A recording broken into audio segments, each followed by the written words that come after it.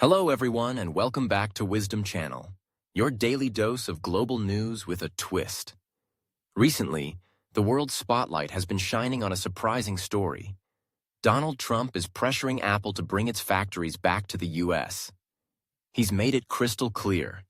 If the iPhone isn't made in America, it's getting hit with a 25% import tax. Now that's raised quite a few eyebrows. People are wondering, why would a government make it harder for its own companies to do business? Well, many believe this is just one of Trump's classic strategic moves. It's not really about bringing Apple's factories home.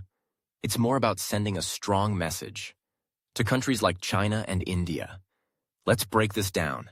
Right now, an iPhone made in China costs about $1,200.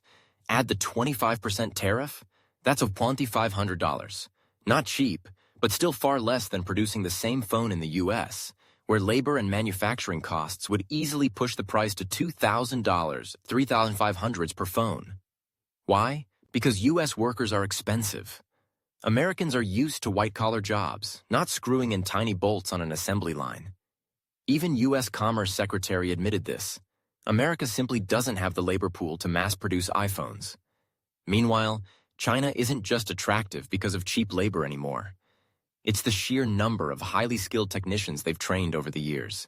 You could fill stadiums with the engineers available there. In the US, finding someone who can design molds for phone parts is extremely difficult. In China, it's common. So no, Apple can't just move all operations back overnight. Even if they tried, the prices would skyrocket. Nobody would buy them. Investors would panic, Apple stock would tank, and since Apple's market cap is about 14% of America's GDP, that would shake the entire US economy. You see, Apple runs on credit, backed by the value of its own stock. They don't put up cars or real estate as collateral, they use shares. So if that value drops, game over. Imagine, when an individual investor loses money, it affects a family. But when Apple crashes, the whole system trembles. That's why Trump can't afford to push Apple too far. It's simply too big to fail. So using Apple in this narrative, it's more of a power play to spook China and India. Why? Because America feels its global dominance slipping. China's catching up, and fast. To maintain its number one status, the US has two options. Out-innovate everyone else. Slow the others down. And make no mistake, the US is doing both.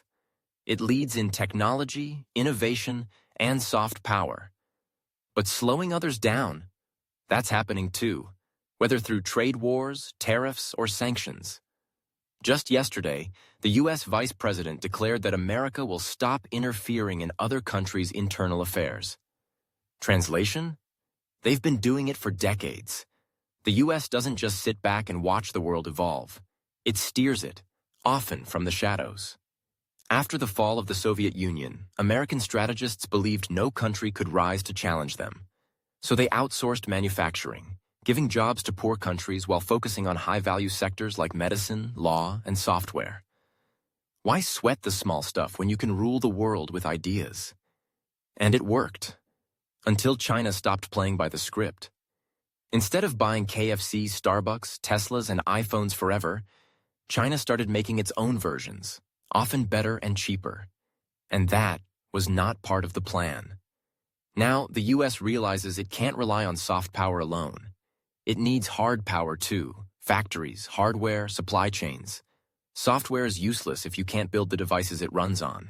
If war breaks out, if supply chains collapse, America must be able to produce tanks, missiles, and phones on its own soil. Fast. You can't just wait for China to ship over empty shells so you can stuff them with American tech. That's why the US is slowly moving to bring factories home, not all at once, but over decades. Because true global control means owning both the software and the hardware, the brain and the muscle. America needs to punch hard and talk smart. But here's the kicker. China's hardware game is already top tier. They can make almost everything in an iPhone except iOS, and they do it cheap. Take iPhone batteries, for example. Chinese-made ones offer great quality at a fraction of the price. Same goes for screens. And there you have it. The real game isn't just about iPhones or factories. It's about who controls the future. America is shifting strategy. China is rising. And the world? It's watching. Don't forget to like, comment, and subscribe for more sharp takes on global power plays. See you in the next one.